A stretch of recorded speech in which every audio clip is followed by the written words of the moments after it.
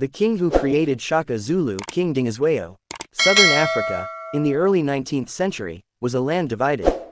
Rival clans fought for survival, alliances shifted constantly, and every chief sought to carve out a piece of power for himself. Among these clans, the Zulu were small, almost insignificant, overshadowed by greater tribes.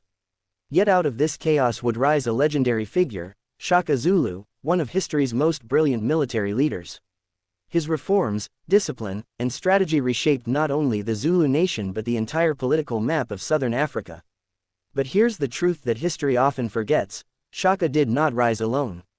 Behind his story stands another king, a man who trained him, protected him, and gave him the stage on which to prove himself. That man was King Dingiswayo of the Mthethwa, the king who created Shaka Zulu. This is his forgotten story. The troubled prince. Dingiswayo was not born a king. He came into the world as Godongwana, the son of Chief Job of the Mthethwa. From an early age, he showed signs of ambition, intelligence, and leadership. But these very qualities made him dangerous in the eyes of his father.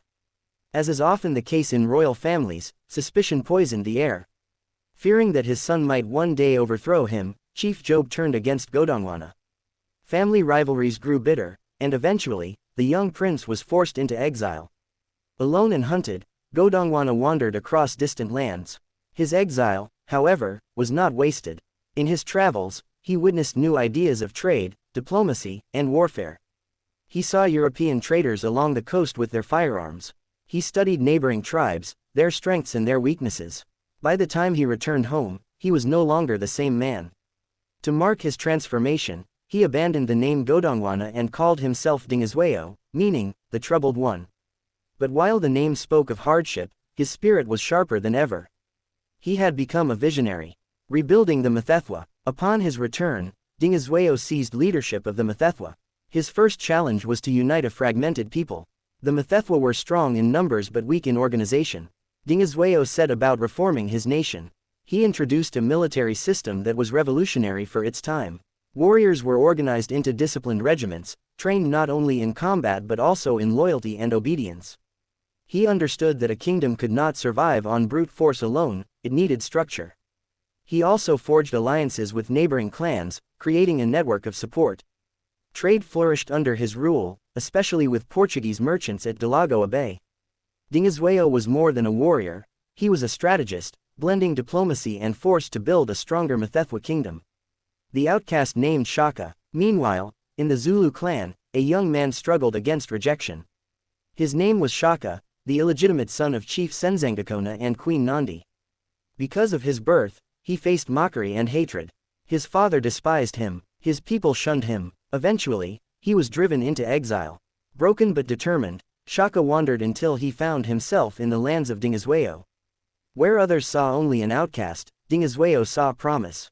He welcomed Shaka into his ranks, offering him not only protection but also opportunity. For the first time, Shaka found someone who believed in him. Mentor and student. Under Dingiswayo's mentorship, Shaka thrived. He trained in the Mthethwa army, learning discipline and tactics. Dingiswayo recognized Shaka's brilliance and gave him leadership roles within his regiments. It was during these years that Shaka began to develop the innovations that would later make him famous. He redesigned the spear, replacing the long throwing assegai with the short stabbing spear, the Ikelwa, perfect for close combat. He refined the regimental system, creating a strict chain of command and a fighting force unmatched in discipline. But all of this was possible because Dingiswayo gave him space to grow. He was the teacher, the protector, the king who gave Shaka a chance when no one else would. The rivalry with Zwaid. No kingdom rises without enemies.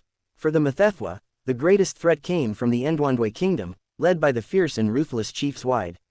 Zwaid and Dingiswayo clashed repeatedly. At times, Dingiswayo prevailed, at other times, he was forced to retreat. But the conflict escalated, and in a fateful confrontation, Dingiswayo was captured by Zwaid's warriors. The man who had united the Mthethwa, who had mentored Shaka, was executed. His death was a tragedy that shook the region. The turning point for Shaka. But from this tragedy came transformation. With Dingiswayo gone, the Mthethwa needed a leader. Their eyes turned to Shaka, the man Dingiswayo had trusted. Shaka took command of Dingiswayo's forces, reshaping them in his own image.